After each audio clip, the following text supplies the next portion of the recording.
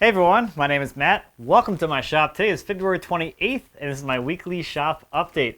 So last week I was at WORKBENCHcon, which was it was a really cool experience. I met a lot of amazing new people, saw a lot of old friends, and just being around that many people that are in this space always just seems to, motivate me. So I get back, I'm like super motivated to get things done and to get out here and film some stuff or get some stuff posted. It's just a whole nother layer of, or a whole nother level of, interest and activity in my mind. So I actually ended up pretty much losing my voice when I got back, and I'm finally getting it back now. It's still a little hoarse, but it's a lot better than it used to be, because I was just literally talking to people all weekend, or all of the 2 days that I was there. So if you're not familiar with WORKBENCHcon, it's like a conference for people who make content within the making space. So like woodworking or fabrication, 3D printing, things like that are all focused on the business of online content specifically. So it's really cool to be around that, because I just don't really get to be around that, even though that's what I do all the time. It's just really interesting and exciting to be around all my peers that are all doing this out there in the world. And a lot of us, people that have been doing it for, longer than most. I've been doing it full time for 4 years now. We're just kind of saying that it's really cool this conference exists, because it's a really great place for people that are just trying to get into it and want to learn, the ropes, so to speak. If we had this type of conference like 4 years ago when I started, I would have not have made as many mistakes as I did, and I probably would have been better off being exposed to all that information that early on. So if you're interested in content creation as a living or as a supplemental income, it's definitely, I think it's worthwhile to attend something like that. So it's cool. I enjoyed it. Anyway, I'm back now, and I can talk again. That's the important things in life. So first off, on the hand tool cabinet, last shop update, I let you know that I'm going to have a little montage for you on that for the cubbyhole dividers. So let's take a look at getting the cubbyhole divider area installed.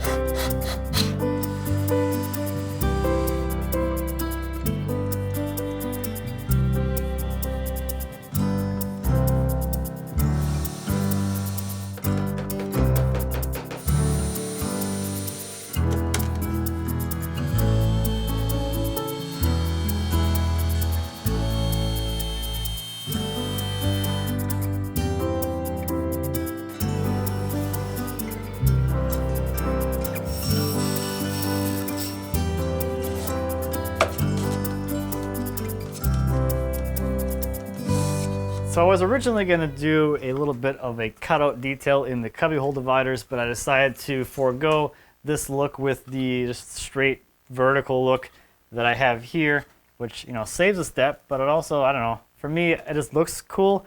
And one of the big advantages of having a cutout in the cubbyhole dividers is it gives you a little more space for your knuckles, so you can reach in there and grab whatever you want.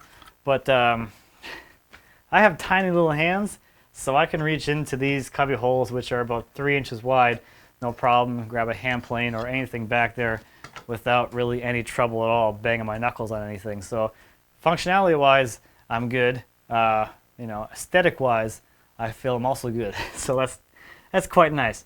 So with the cubbyhole divider area in there, that took care of all of the stuff that had to happen on the case before glue up. So the glue up for the case went, relatively well, uneventful. I used epoxy for the glue up just to give me as much working time as I could possibly ever need, and it just went really smoothly. Things came together nicely.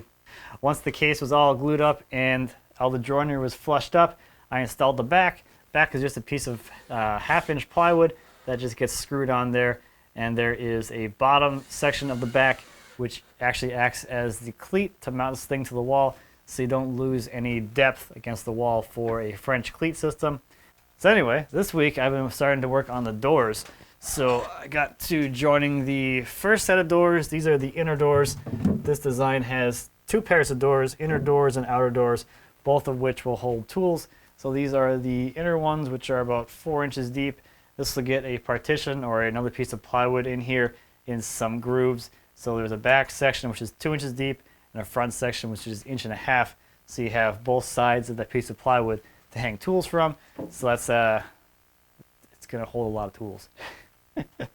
And then the next thing is the inner door, or the outer doors. So those are whatever thickness this is. I think it's like 2 and change, something like that. And those just get attached to here. So you have 2 sets of doors for as many tools as I could ever possibly need. I really hope.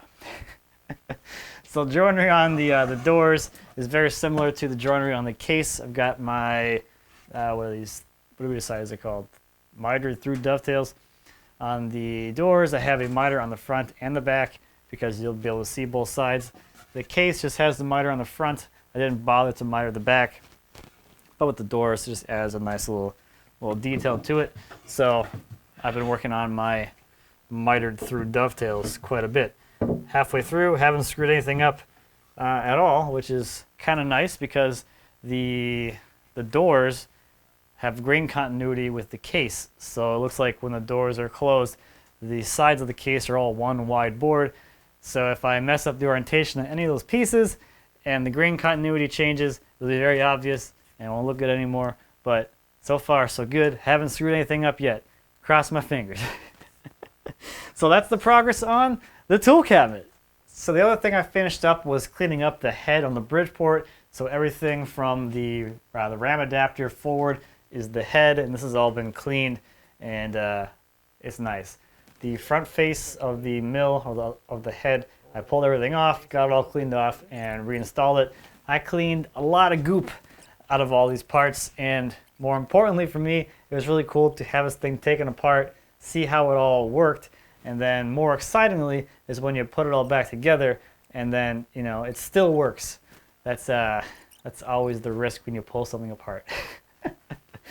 I also added a quick adjust stop here as opposed to the stock one. On the stock one, you gotta thread the thing all the way down to whatever depth you want. With this, just push the button and you can adjust it quickly to whatever position you want as opposed to spinning it all the way down. So the video about this cleanup, the first one, will be out, I think, later this week. What day is it? Thursday? Probably out early next week, something like that. So look for that as well. And in case you didn't see, April did post her first video about building the sawmill that I was there helping with a few weeks ago. She's going to be posting several videos about the project, so make sure you head over there and subscribe so you don't miss any of the future videos on building her giant bandsaw mill. So that's what I've been up to this week. Let's take a look at some viewer projects. First this week is the Police Gear Valet stand by Josh. It's made from cherry and walnut that he milled himself. The stand is meant to hold a bulletproof vest on the right and a duty belt on the left. It has a locking drawer with a tray on top to hold miscellaneous stuff like keys, service radios, and etc. Josh donated the stand to a silent auction to help support his local police department. Next is the coffee table by Jordan. The table is made from walnut and spalted sycamore. It's joined with Morrison tenon joints, and this was his first proper dovetails on any project. Next is a blanket chest by Robert. It's made from walnut with a cedar bottom and was his first project using hand-cut dovetails and drawboard breadboard ends. Last this week is a US flag by Brad. Brad built this flag out of 4x4 pallet oak that he salvaged. He milled everything down and then slightly burned the oak to make the stripes different. He says the finish almost looks like stain, but it was only finished with just some clear spray lacquer. Brad has a video over on his channel that you can check out which shows the build process of making this flag. And lastly, I'm also going to have Tritan Tools here tomorrow, Friday, Saturday, and Sunday. We'll be shooting a few videos for their channel, so I'll leave you a link to their channel, or you can check those out when those come out. There's also a bunch of other videos that I've done with them previously over there if you haven't seen those already. Looking forward to seeing all my friends from the UK. Should be fun. They were just down at April's place for a few days, and now they're coming to Minnesota. So they're going from Texas to, we have over 2 feet of snow, and it's like, the highs are maybe like mid-teens Fahrenheit. Oh boy. So that's about it for me this week. Thank you as always for watching. I greatly appreciate it. If you have any questions or comments about anything I talked about today or anything here in my shop, please feel free to leave me a comment, as well as to be happy to answer any questions you might have. And until next time, happy woodworking.